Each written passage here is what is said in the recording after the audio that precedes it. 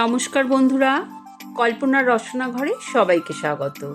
চিড়ের পোলাও খুবই সুস্বাদু একটা রেসিপি, আর ডিম দিয়ে খুব সহজেই কিভাবে চিড়ের পোলাও বানানো যায় সেই রেসিপি তোমাদের সাথে শেয়ার করব।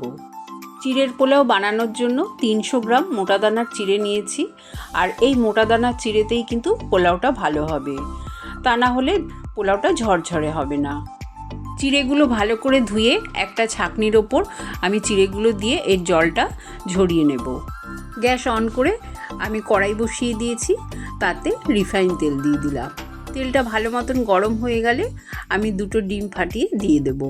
আমি ডিমের ঝুড়ি বানাবো, সেই জন্য ডিমের মধ্যে অল্প একটু নুন দিয়ে ডিমগুলোকে আমি ভালো করে ভাজা ভাজা করে নেব। ডিম ভাজা হয়ে গেলে আমি একটা প্লেটে তুলে রাখবো।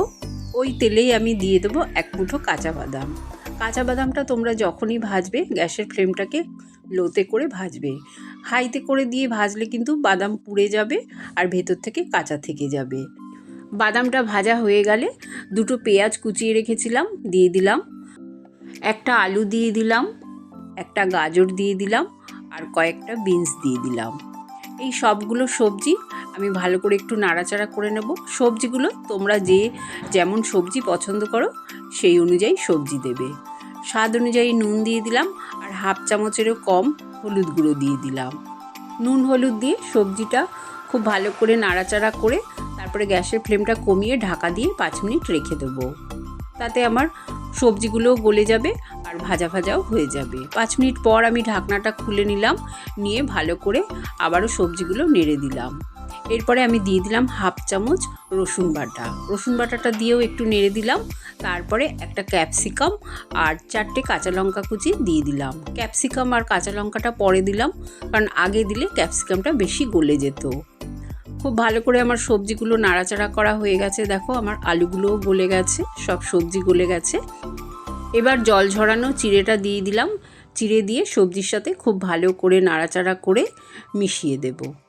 গ্যাসের ফ্লেমটা এই সময় মিডিয়ামে রাখবে। তারপর আমি দিয়ে দেবো স্বাদ অনুযায়ী নুন আর 1/2 চামচ চিনি। ডিমের ঝুড়ি বানিয়ে রেখেছিলাম, ডিমটাও দিয়ে দিলাম।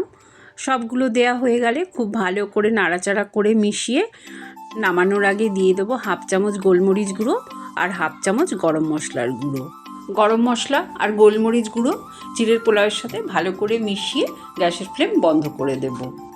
এই চিড়ের পোলাও সকাল সন্ধ্যের জলখাবারেই হোক কিংবা বাচ্চাদের স্কুলের টিফিনেই হোক, তোমরা এটা সহজেই বানাতে পারো। দেখো আমার চিড়ের পোলাওটা কতটা ঝরঝরে হয়েছে, আর খেতেও কিন্তু ততটাই সুস্বাদু। রেসিপিটা যদি ভালো লাগে অবশ্যই কমেন্ট করে জানিও। চ্যানেলটাকে লাইক শেয়ার করো, নতুন বন্ধু হয়ে থাকলে সাবস্ক্রাইব করো। সুস্থ থেকো, ভালো থেকো, ধন্যবাদ।